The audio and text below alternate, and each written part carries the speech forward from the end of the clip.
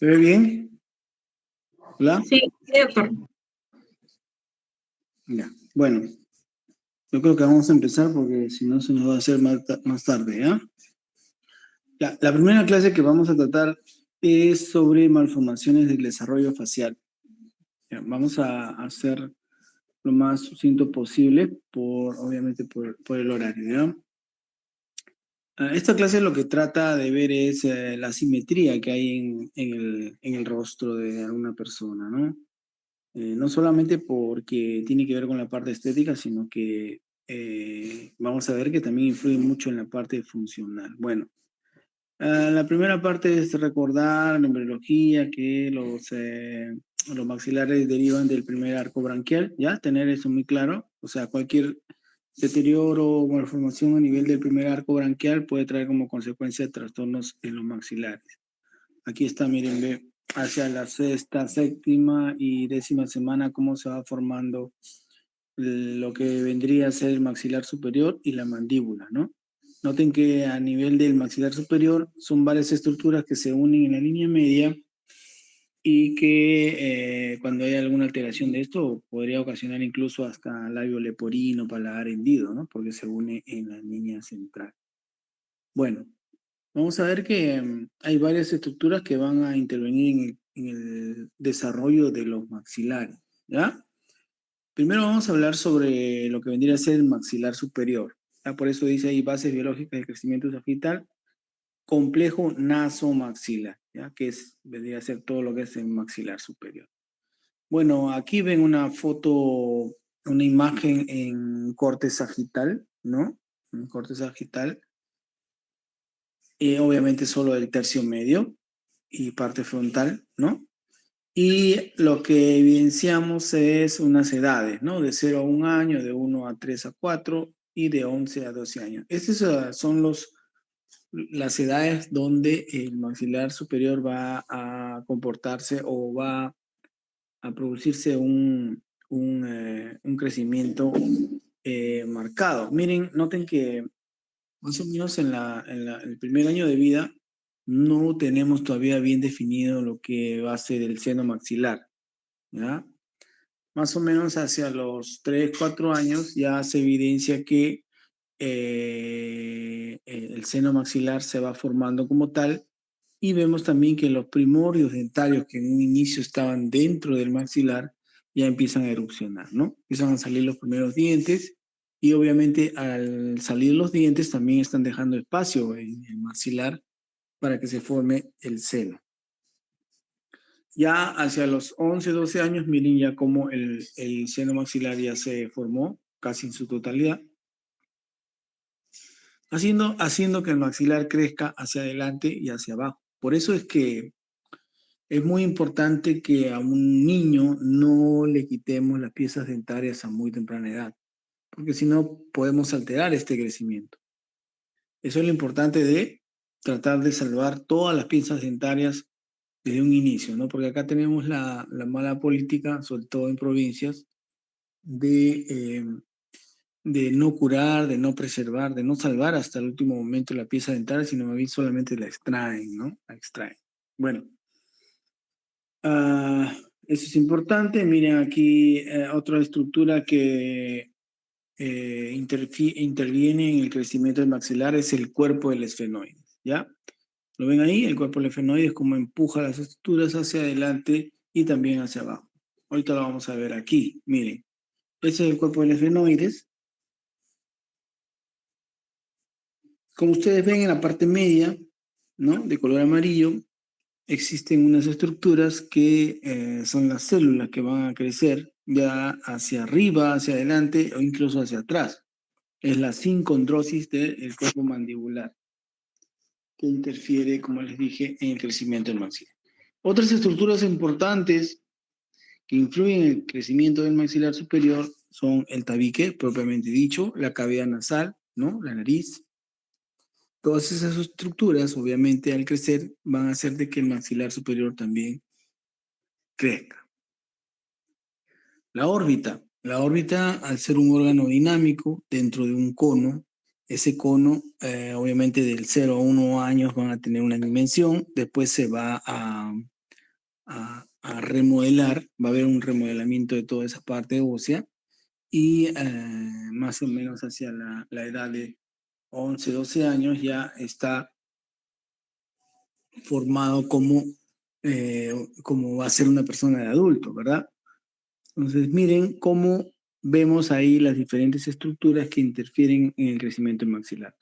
El globo ocular, propiamente, el seno maxilar, las piezas dentarias cuando ya erupcionaron, ¿no? Es importante por eso ver, incluso hay trabajos sobre niños que por algún accidente o alguna malformación no tienen ese globo ocular o lo perdieron. Se vio de que esto hacía de que el lado de la lesión haga de que el maxilar no crezca como debiera, ¿ya? Bueno, y después nos vamos a la parte de la mandíbula. Como les decía, el cuerpo de efenoides interfiere en el crecimiento del maxilar superior y también de la mandíbula, ¿ya? También de la mandíbula del maxilar inferior. Y haciendo justamente ese efecto de boomerang en ese sentido, por eso la mandíbula crece en ese sentido. Hay que recordar que la mandíbula también está influenciado por la tracción de los músculos masticatorios que hacen que justamente la mandíbula crezca de esa manera, como en forma de boomerang, ¿ya? Ríquez en el año 72 identificó un punto que es el punto XY, que lo ven ahí, que nos va a dar dos vectores o ejes, ¿no? El eje condilar, el que va hacia el cóndilo, obviamente, y el eje mandibular que va hacia el cuerpo de la mandíbula, ¿ya? ¿Para qué nos sirve esto? Porque vamos a ver después las cefalometrías de Ricketts, que nos dan unos parámetros para identificar si el problema se da eh, en el eje condilar o en el eje mandibular, ¿ya? Justamente para tratar de intervenir con algunos elementos protésicos o con algunas plantillas para evitar que el maxilar crezca en una dirección y más bien estimular para que crezca en otra, dependiendo de lo que querramos conseguir, ¿ya? La lactancia también un factor importante. Recuerden que la lactancia siempre va a ser, sobre todo de los primeros 6 meses, va a ser necesaria, ¿no? Para que haya un crecimiento normal del bebé. No solamente la parte cognitiva, sino también, y como vemos ahora, influye también en su maxilar, ¿ya? Obviamente, porque miren, al momento del niño lactar, está succionando, está utilizando su paladar duro con la lengua, la lleva hacia arriba, ¿no? Obviamente al estar él lactando va a tener que respirar obligadamente por la nariz, se está neumatizando esa zona, ¿no? Para que empiecen a crecer sus senos maxilares, y la órbita, ¿no? Está en constante movimiento dinámico que hace que también se remoldee esa parte del maxilar. Entonces, en resumen, la etiología es multifactorial, ¿verdad? Muchas estructuras, como hemos estado viendo, interfieren en el crecimiento del maxilar superior y cualquier alteración de estas va a hacer que nos produzca alguna malformación, ¿ya? También tenemos el uso de algunos medicamentos que son teratógenos, como por ejemplo el ácido retinoico, que es utilizado para el tratamiento del acné. Mucho cuidado en mujeres de edad fértil o incluso las que están gestando. No pueden tomar este producto porque le producirían al bebé una alteración en el desarrollo del maxilar superior. Bueno, esto es uno de los objetivos de esta primera clase, que es hablar sobre la oclusión, ¿ya? La oclusión dentaria. Si ustedes ven la imagen de la izquierda, que es un dibujo, eso es lo que debería ser lo ideal, ¿ya? Que el diente superior ocluya o cubra al inferior en esa proporción, ¿ya?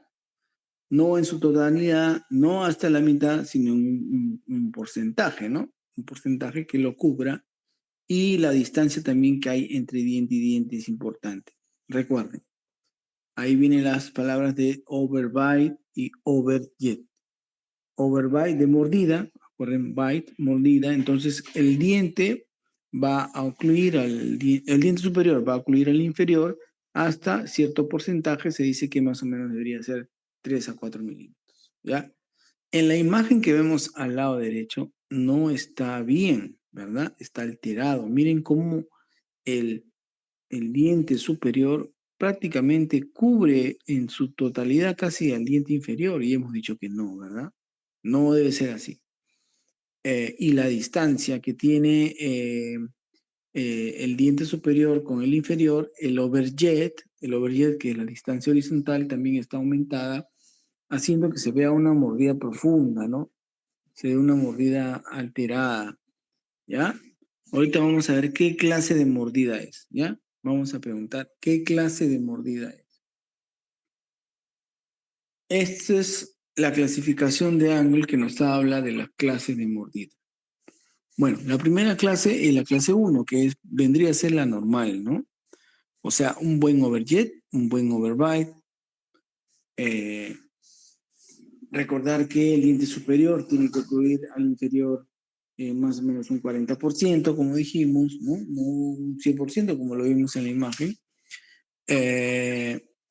Y bueno, ¿puede haber clase 1 con mala oclusión? Sí, también, porque si tenemos apiñamiento de dientes, o sea, que están juntos, están mal posicionados, van a hacernos que posiblemente incluso podemos tener algún tipo de trastorno en la mordida, una mordida abierta, lateral, etcétera, ¿no? Pero bueno, esto se soluciona obviamente con la colocación de bracket, si es que fuera el caso, ¿no? La clase 1 entonces de Angle, ¿ya? Clase 1 de Angle es la mordida ideal, vamos a decir así, ¿no? Cuando el diente superior ocluye el inferior en esas proporciones que hemos dicho y, y, el diente no cubre en su totalidad, sino tiene una buena distancia vertical y horizontal, o sea, un buen overbite y un buen overjet. Cuando vamos a la clase 2, ¿qué pasa en la clase 2? Ya. Miren, aquí es un poco a la imagen que vimos al inicio que dijimos que estaba mal la mordida, ¿no? Miren, vamos a ponerla otra vez. Esta de acá. Esta es una clase 2, obviamente, ¿ya?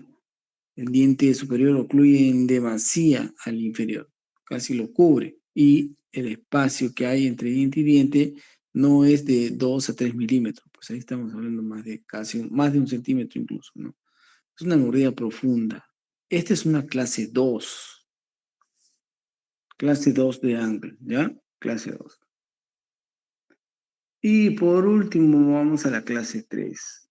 La clase 3 de la mandíbula, también denominada prognatismo, hace de que la mordida esté alterada e incluso que esté invertida. ¿Qué quiere decir? Recuerdan que les dije que el diente superior tiene que ocluir al inferior, eso es lo que decía la bibliografía, ¿verdad? Y miren, aquí es al revés. El diente inferior está ocluyendo al superior. ¿Ah? Es una mordida invertida. Todo está invertido, todo está cruzado, ¿no? Entonces, aquí hay que preguntarnos qué pasó. O es que el maxilar inferior creció mucho o el maxilar superior no creció lo que debía.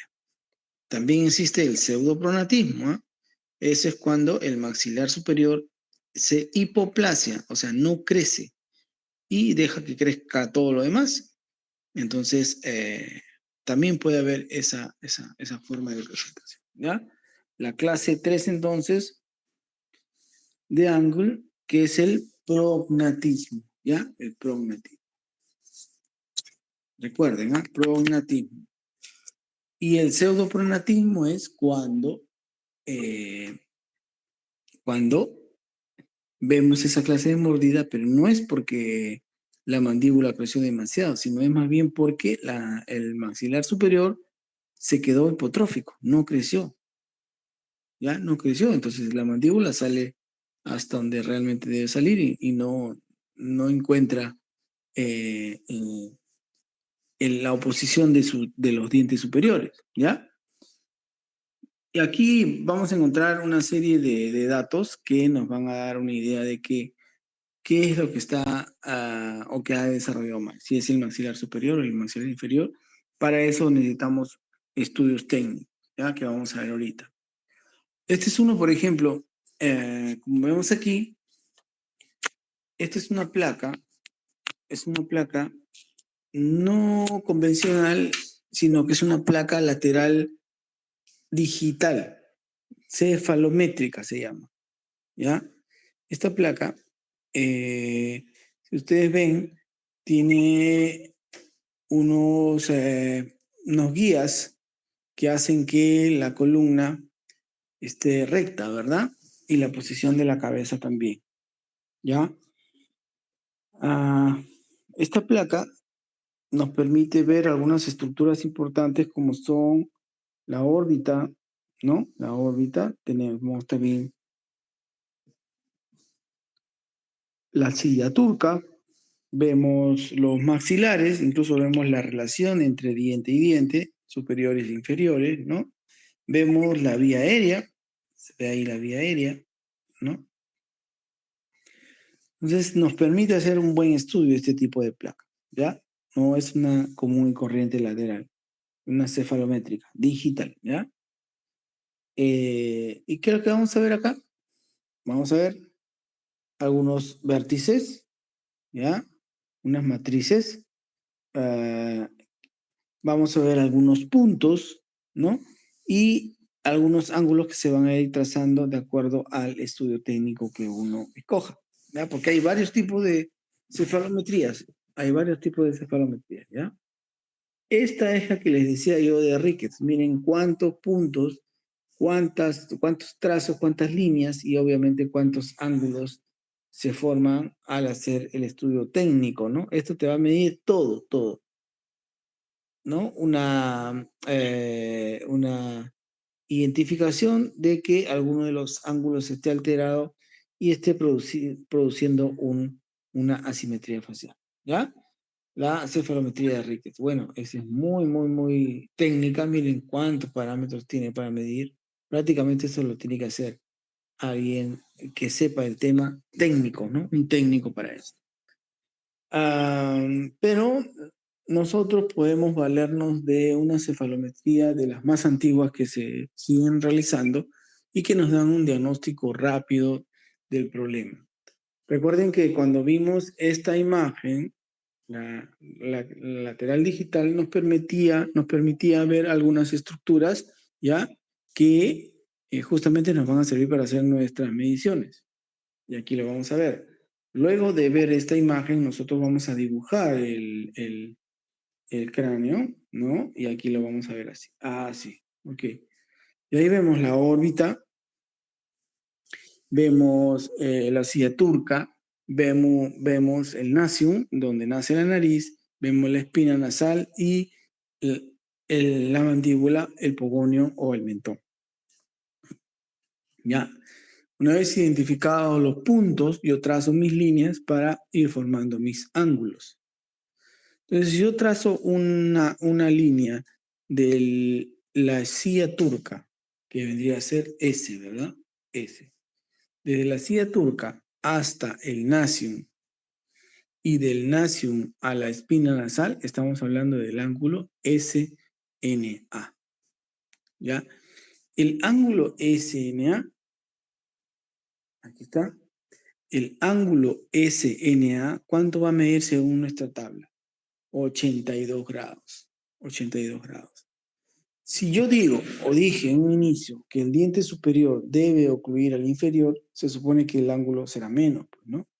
Si dije que el superior debería ser 82 grados, el inferior debería ser 80. ¿Ya? 80. ¿Qué pasa en el prognatismo? Miren, ¿qué pasa en el prognatismo? si se le hace su cefalometría, se le hace sus trazos de líneas y sus ángulos, vamos a darnos cuenta que el ángulo SNA, que es para medir el maxilar superior, está bien, está perfecto. Está en sus 82 grados que nos pide. ¿Ya? Entonces el problema no es ahí, el problema no es en el maxilar superior, entonces estará en el maxilar inferior, probablemente creció demasiado, ¿no? Si trazo mis líneas y mido mi ángulo, lo más probable es que este ángulo tenga más de lo que me pide en la tabla, ¿no? La tabla me dice 82 grados. Lo más probable es que el ángulo SNB tenga 90 grados o de repente 87, 85, pero más de lo que nos pide la cefalometría. ¿Ah? El tratamiento es una osteotomía sagital a nivel del ángulo de la mandíbula, ¿ya? Y lo que hacemos es retrasar la mandíbula hasta llevarlo a una mordida ideal, ¿ya? Se supone que previo a la cirugía el paciente ha estado tratándose por ortodoncia porque lo que queremos es que vaya preparando los dientes para una vez que reducimos o cortamos el maxilar, podamos llevarlo a su mejor posición con respecto a la mordida, ¿ya? O sea, que sea un buen overbite y un buen overjet. Repito, en pronatismo, una incisión a nivel vestibular interna, ¿no? Por dentro de la boca, y de ahí voy a hacer una osteotomía sagital a nivel de el ángulo mandibular que se extiende a la rama ascendente, ¿ya? De esa manera retraso la mandíbula hasta donde yo quiera. Hay algo muy importante que tienen que recordar en este tema. Lo que manda en este tipo de problemas es la mordida. Vale decir, si yo hago una osteotomía, llevo el maxilar superior hacia el maxilar inferior y hago que la oclusión sea la ideal, la que yo estoy buscando, así mi hueso no haya quedado bien, eso manda. La mordida siempre va a mandar, ¿ya? La mordida manda y para eso justamente hacemos los estudios, para eso hacemos las osteotomías, el tratamiento quirúrgico, porque quiero que la mordida encaje bien, ¿no? Micronate, acá por ejemplo lo que vemos es lo contrario. ¿Qué pasó? El maxilar inferior no creció como debía, ¿ya? Aquí el ángulo SNA está muy bien, está perfecto. El problema está en el ángulo SNB que no creció, ¿verdad? No creció, se quedó hipoplástico. Para eso tengo igual la misma técnica, ¿no? De hacer una incisión a nivel del ángulo de la mandíbula y irse hasta la rama ascendente y por delante hasta la rama horizontal. Fracturar, ¿no? Fracturar, hacer una osteotomía perdón, hacer una osteotomía y llevar, recuerden, lo ideal es que llevemos la mordida. A donde vaya la mordida, eso manda, ¿ya? Previamente a eso, como dije anteriormente, se puede tratar con ortodoncia para hacer de que los dientes estén preparados. Una vez que hago las osteotomías y lo llevo a la mordida, esto se encaje de una manera perfecta. La microgenia es parecida a la anterior, ¿ya? Es bien parecida, pero son cosas diferentes. Porque si yo le hago una cefalometría a una microgenia, lo más probable es que su ángulo SNA esté bien. Y el SNB también. SNA y SNB están bien. Probablemente la mordida esté ideal, ¿no? Pero ¿qué pasa? Hay un disconfort con respecto al perfilamiento, al perfil de paciente. Él siente que está muy pequeño su mentón, ¿ya? Para esos casos tenemos varias alternativas, ¿no? De tratamiento, ¿no? Por ejemplo, tenemos esas prótesis de silicona que las ven ahí a la mano izquierda, ¿no?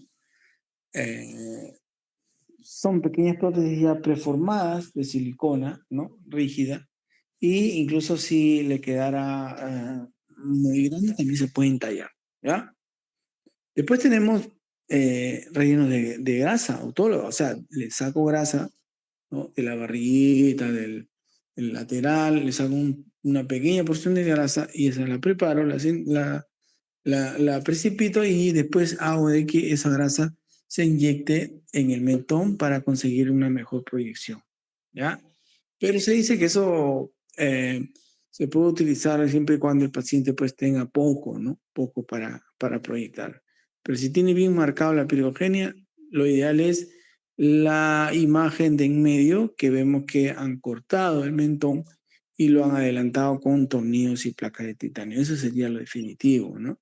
Obviamente, recuerden, siempre tiene que ir al ortodoncista, poner sus dientes de acuerdo a cómo van a quedar, porque después de la cirugía lo que manda es la mordida. ¿Okay? ¿Alguna pregunta con respecto al primer tema? Recuerden, términos que debemos saber. La oclusión. ¿Qué cosa es una oclusión dentaria? Otro, el overbite, overjet. ¿Qué significa, verdad? Las clases de mordida. Angle 1, 2, 3. Clase de mordida. Los tratamientos para la microgenia, para el pronatismo, etc. ¿Ya? Y por último, lo que se utiliza para los, los mentones hipoplásicos, ¿no? Que si bien es cierto, sus ángulos están bien, el mentón todavía queda como que con muy poca proyección. Entonces, recuerden esto porque también tienen que tener muy claro lo que es, recuerden, overbite, overjet, horizontal, vertical y las cefalometrías, ¿no? Cefalometrías son los estudios ideales para diagnosticar este problema. Cefalometría, ¿ya? Bueno. Un momentito, por favor. Voy a cambiar de diapositivas, ¿ya?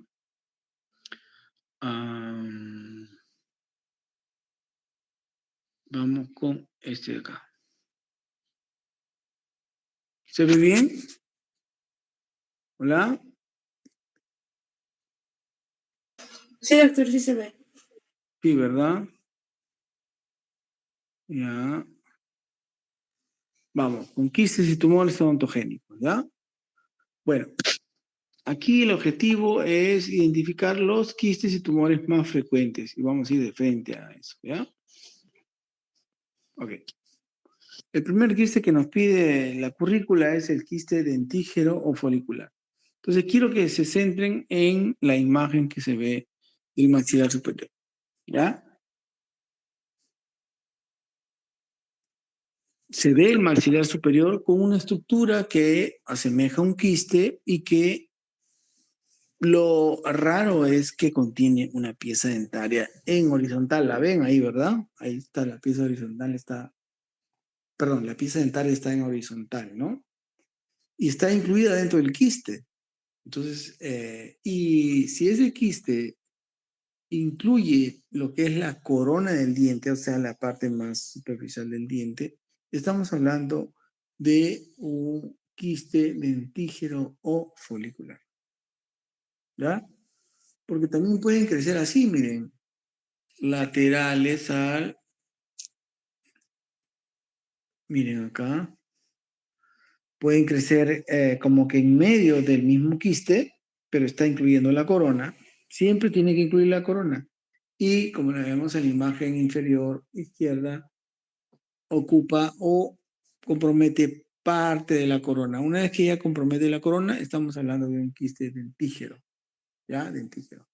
Aquí lo que hay que hacer es probablemente sacar esa pieza dentaria que está en mal estado y que ha dado origen a ese tumor, ¿ya? Entonces, recordar que en la clínica, ¿no? Me refiero a los síntomas, la presentación es casi la misma, ¿no? de todos los quistes y tumores odontogénicos. ¿Por qué? Porque obviamente es un aumento de volumen en la región vestibular o mandibular, vestibular ya sea superior o inferior, y obviamente se va a preparar una tumoración que depende o está relacionado a una pieza dentaria. ¿Ya? Es la clínica para todos. El diagnóstico es obviamente tomográfico y mediante examen clínico, y el tratamiento va a ser resección del tumor. ¿Ya? Entonces, recordar más que todo eso. El otro quiste que es muy frecuente es el queratoquiste odontogénico. ¿Ya? A diferencia del anterior, también va a estar obviamente producida por una alteración a nivel de un diente, pero aquí vemos de que no incluye la corona del diente. ¿Ya? No incluye. ¿Qué quiere decir? Que no se ha originado de esa pieza, ¿verdad? ¿Ya? Entonces, recuerden, queratoquiste odontogénico, a diferencia del quiste dentígeno folicular, es que no contiene la corona en el compromiso de la pieza dental. Quistes radiculares, ¿ya? Recordar que aquí en nuestra sociedad, debido a que no tenemos una buena educación de salud bucal, hace de que muchos pacientes tengan piezas dentarias en mal estado, que tengan remanentes radiculares, que tengan infecciones ahí a ese nivel, que a la larga crean infección crónica en la mucosa o en la base del diente, ¿verdad? Lo que va a producir algunas alteraciones como la formación de estos quistes también, ¿ya? Recordar que este quiste radicular tiene una posibilidad de malignizar a cáncer de epidemioide. ¿Ya? Tumores, la definición de tumores odontogénicos. Y recuerden, primero hablamos de quiste. Cuando hablamos de quiste es una bolsa que contiene líquido, ¿verdad? O hay veces es un contenido mixto. Pero los quistes son eso.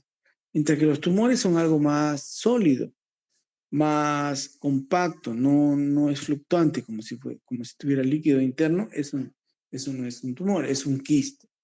Si vemos un tumor o un aumento de volumen con algo sólido, ese es tumor, ¿verdad? Tumor.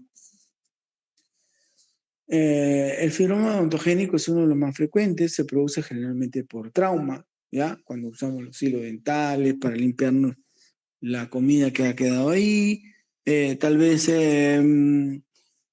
algunas personas incluso utilizan materiales que no deben usarse, ¿no? Algún tipo de fierro, esas cosas, ¿ya?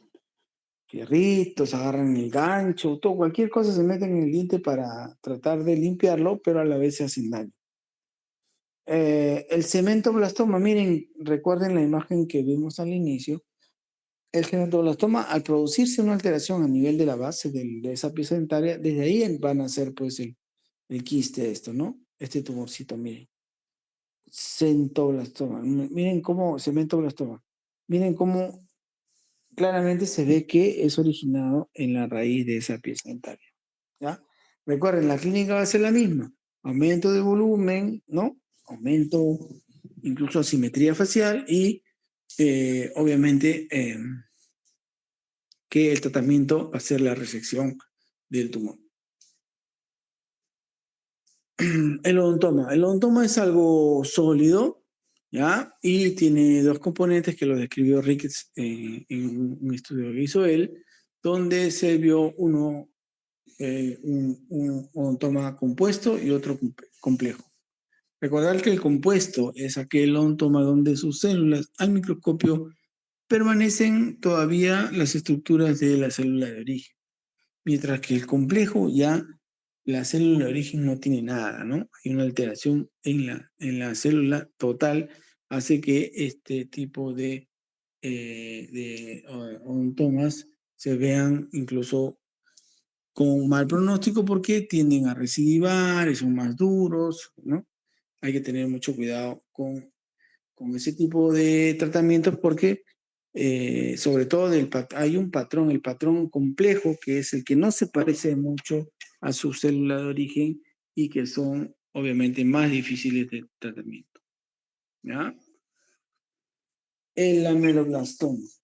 Este es un tema que incluso yo siempre les recomiendo que lean por parte de ustedes porque que es un tumor que tiene que ser diagnosticado tempranamente para evitar que produzca tanto dolor y tanta morbilidad. Porque el ameloblastoma es un tumor benigno, pero que se comporta como si fuera maligno, ¿verdad? Destruye y recidiva, vuelve a crecer. Entonces, mucho cuidado con los tumores, en este caso el ameloblastoma. ¿Ya? Miren, y aquí está en imagen el ameloblastoma. Vamos a ver cómo se ve en una tomografía. Si vemos la imagen de la izquierda, es una variante uniquística, o sea, un solo quiste, ¿verdad? Después tenemos la variante poliquística, la que está ahí al costado, y después tenemos extraóseo periférico que incluso puede comprometer la mucosa de la cavidad oral, ¿ya? Y la más temida, que es la variante desmoplástica, que es la más, vamos a decir así, con tendencia a recurrencia y a mal pronóstico, pues cervical, se van a los ganglios. O sea, produce una alteración de las partes blandas del hueso. Mucho cuidado con este tipo de presentación del ameloblastoma. Generalmente se da en la mandíbula, pero también puede ver en el maxilar superior. Y miren cómo destruye todas las piezas dentales, ¿no? No solamente una, sino todo lo que está en su crecimiento, ¿ya? El 95% de las recurrencias se van dentro de los primeros 5 años. Por eso que este ameloblastoma, a pesar de que ha sido operado, tenemos que estarlo siguiendo durante los primeros 5 años, ¿ok?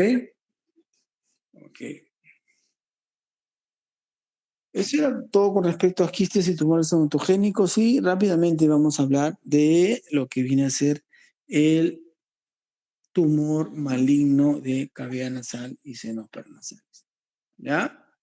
Recordar que en el maxilar superior, en la cavidad nasal y senos paranasales tenemos diferentes estructuras de diferente estirpe que a la larga hacen de que podamos sufrir de alguna tumoración dependiente de las células de origen, ¿ya?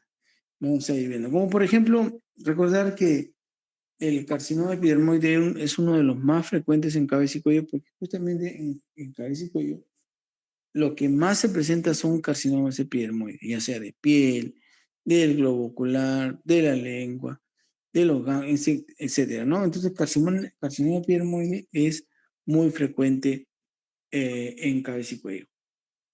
Sin embargo, vuelvo a repetir, hay muchas estructuras que comprometen o que participan en la cavidad nasal y senos paranasales y que, si se alteran, podrían dar origen a un cáncer de este estirpe. ¿Ya? Como por ejemplo, tenemos glándulas salivales. Las glándulas salivales, tanto mayores como menores, recuerden, glándula salival mayor, la parótida, la submaxilar y la sublingual. Glándula salival menor, todas las glándulitas que producen saliva a nivel del tracto aéreo digestivo superior. Cualquiera de estas células me puede dar origen a un cáncer, ¿ya?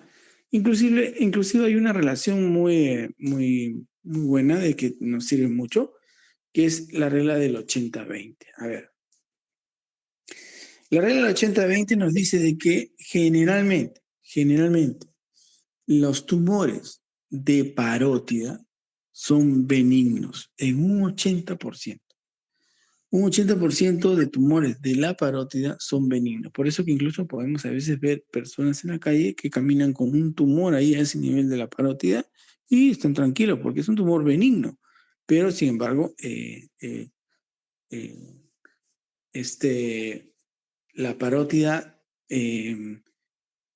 asemeja pues que fuera algo más dramático porque es un tumor grande, ¿ya? 80% tumores benignos versus el 20% tumores malignos. Si nos vamos a la glándula sublingual y submaxilar, el problema disminuye un poco, pero sigue siendo considerable. 50-50. 50% tumor maligno, 50% tumor benigno. ¿Ya? Parótida, 80-20. Submaxilar sublingual, 50-50. Y si nos vamos a las glándulas salivales menores que están en todo el tracto aéreo digestivo superior, vamos a encontrar que es al revés. El 80% de presentación de tumores a este nivel podría ser maligno, versus un 80% que nos dice, perdón, versus un 20% que nos dice que no, que sería benigno, ¿no? Entonces, esa es la regla del 80 y 20. Más importancia tengo que tener a los tumores que se den en la glándula salival del tracto aéreo digestivo superior, que son pequeñísimas, microscópicas. Entonces, eso es con respecto a glándula salival menor. ¿Y qué pasa si los tumores son dependientes de, no sé, pues un nervio, un par craneal, como por ejemplo el neuroblastoma olfatorio, o si son dependientes de músculos, tendones o huesos, como los sarcomas? ¿Ya? De ahí la estirpe amplia que tiene el maxilar superior de poder presentar una tumoración. ¿Ya?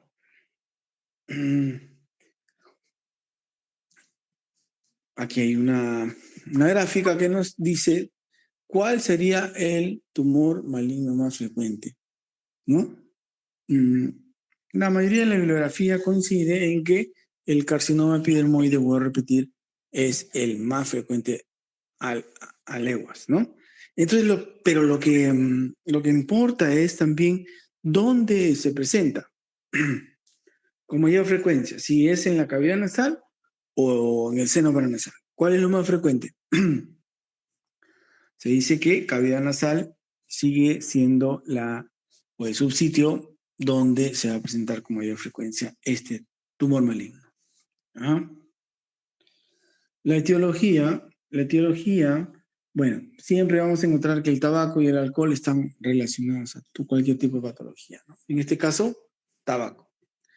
Preexistencia de papiloma invertido, muy importante. Cuando una persona tiene un papiloma invertido, y hay una clasificación incluso que nos dice de que podría corresponder a un carcinoma epidermoide in situ, pequeñísimo, ¿ya?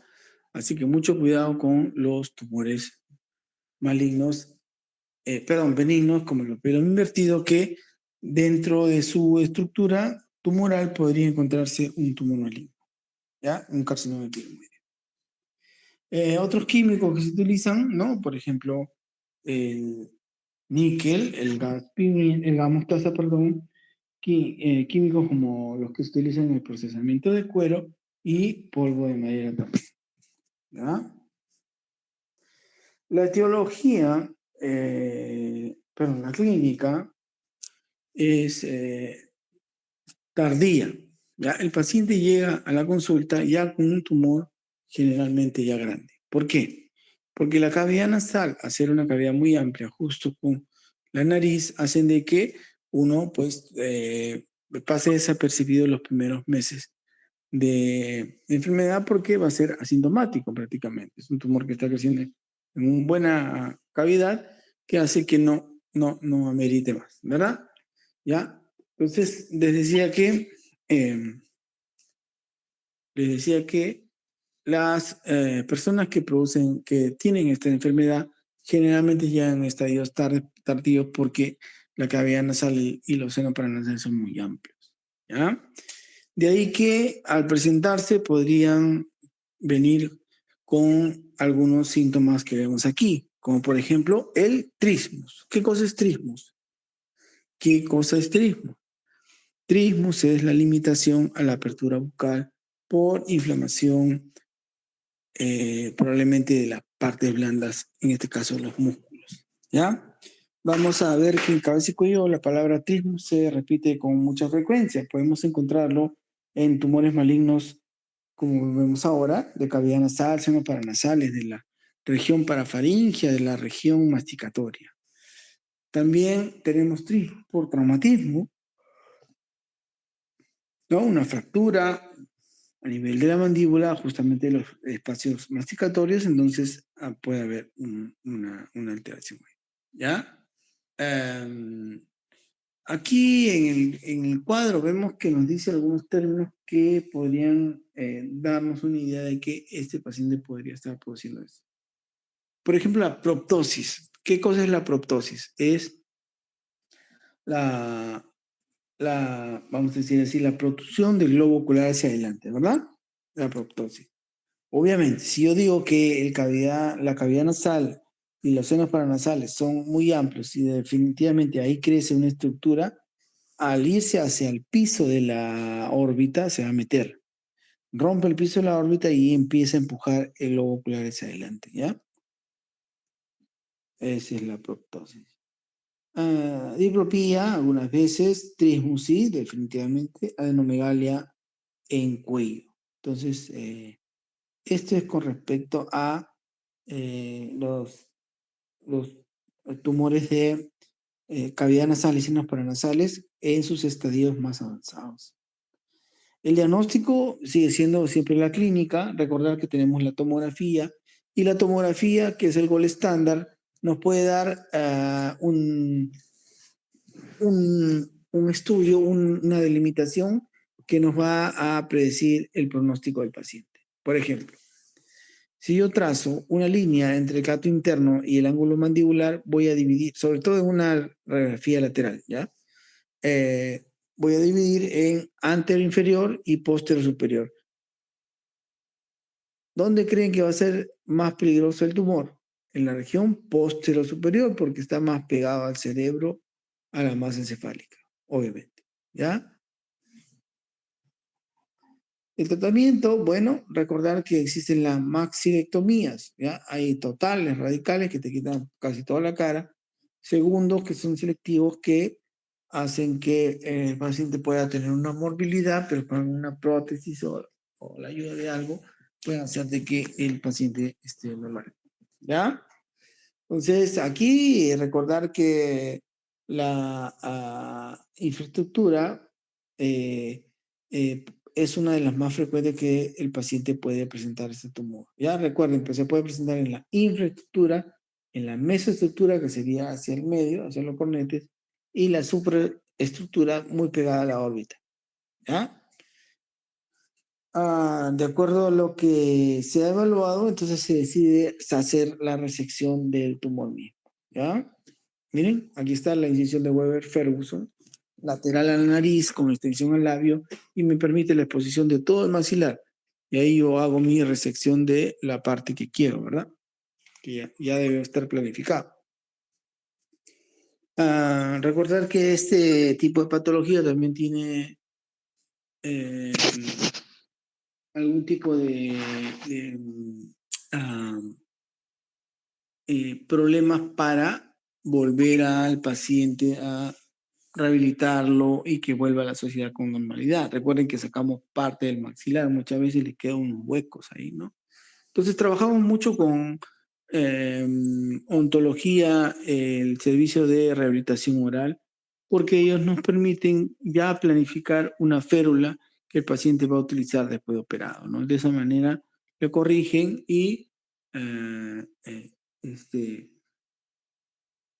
hace de que el paciente pueda hacer su vida con casi normalidad.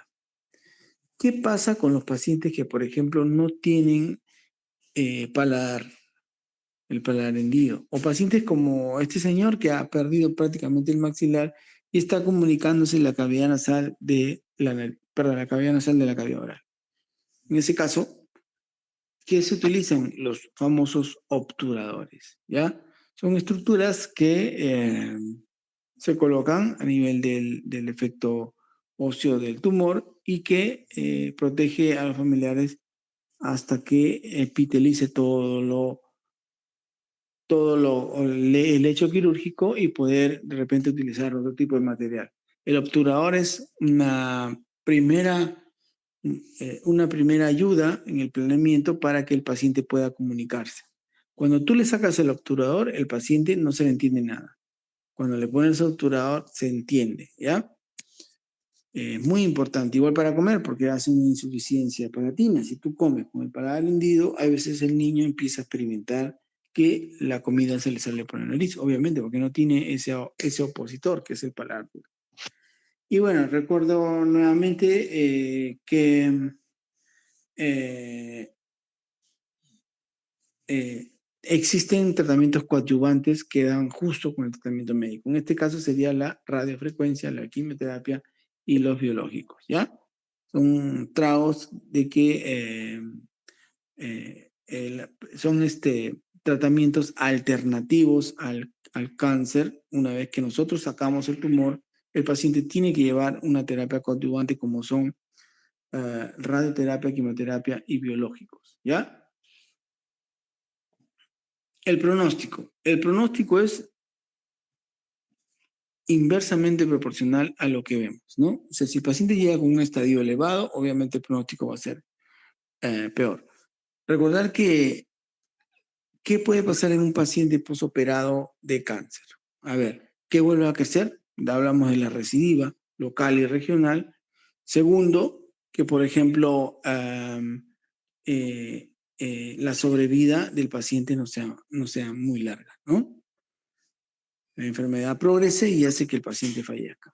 Entonces, el pronóstico ve eso. Tiempo de sobrevida y tiempo que vuelve a crecer el tumor. Recurrencia, ¿ya? Recurrencia y tiempo de enfermedad. Factores pronósticos. Miren, aquí hay muy importante. Recuerden la línea de Ogren hecha en tomografía donde diferenciamos los tumores antero-inferiores y los posterior-superiores, que eran los más peligrosos porque estaban pegados a la base del cráneo, ¿ya? Pacientes que hayan tenido nuevamente presentación del mismo tumor dentro del primer año, ¿no?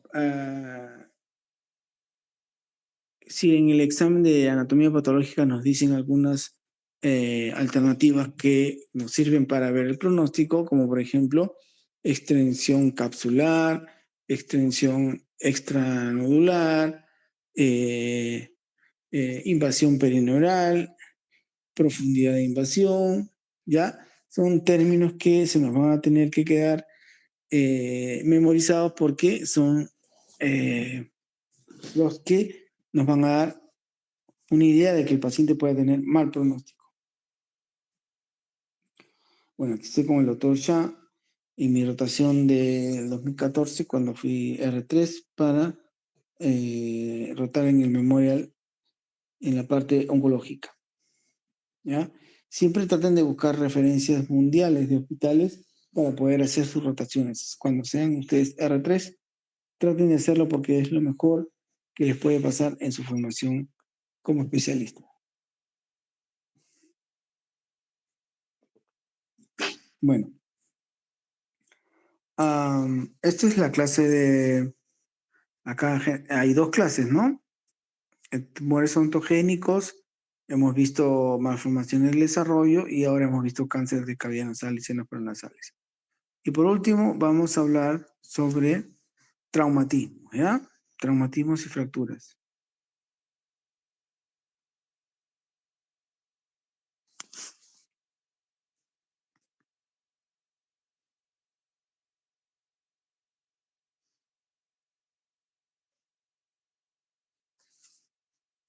¿Se escucha bien? ¿Se ve bien?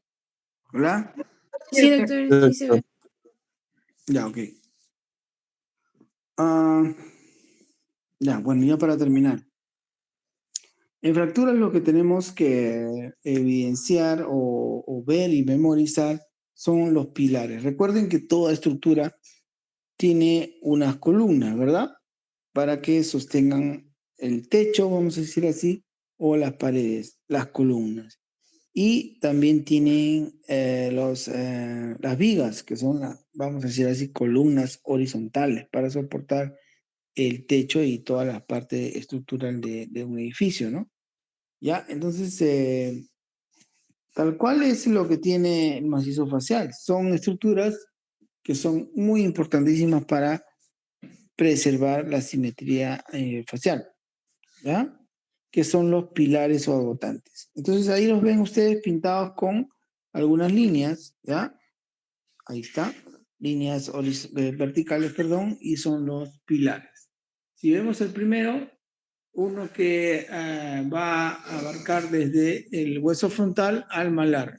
Entonces la unión frontomalar sería un pilar. Después tenemos la unión frontonasal, que sería otro pilar, bilateral.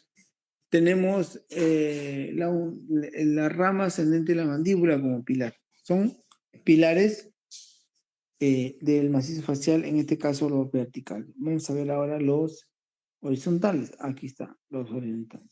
Los horizontales.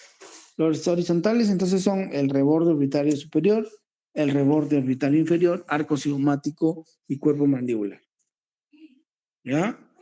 Recordar que la primera etiología sigue siendo en nuestro país los traumatismos por accidente de tránsito.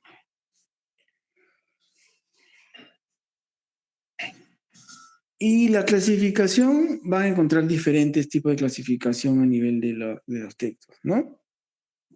Inclusive las famosas Lefort, que ahorita las vamos a ver. Las clasificaciones Lefort en realidad ya no se usan mucho debido a que se vio que los traumatismos y fracturas no eran tan lineales como se veían en las imágenes donde nosotros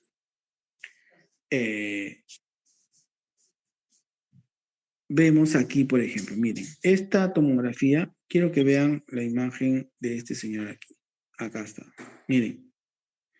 Este señor, aparentemente, si ustedes ven, tiene un ojo un poquito más inferior, vamos a decir así, el ojo derecho. Tiene una cicatriz que ha sido suturada, pero impresiona que no tuviera mayor problema, ¿verdad?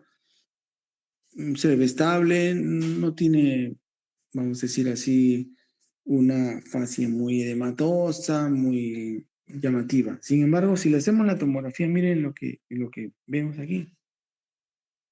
Miren cuántos pilares de lo que estuvimos conversando han sido alterados. Prácticamente casi todos los del tercio medio, ¿no? ¿Ya? Aquí, por ejemplo, no podemos hablar de un Lefort porque hay una combinación de ambos, ¿no? Eso es lo que se presenta en la práctica clínica. Pues. Una combinación de Lefort o fracturas aisladas en algunas partes donde no se pueden ser consideradas como Lefort. Ya por eso es que ya no se utiliza mucho. Pero de todas maneras tenemos que saber por qué nos pide la currícula. Si dividimos entonces las fracturas en tercio superior, medio inferior, vamos a ver que a nivel del superior tenemos el hueso frontal que en su parte interna tiene un seno también, que es el seno frontal. ¿Ya? Ahí es donde se llena de secreción y nos produce la sinusitis, ¿verdad? Bueno, entonces aquí lo que vamos a ver es que tenemos que tener mucho cuidado con la tabla interna de este seno maxilar porque puede dañar el cerebro si es que hacemos una mala maniobra.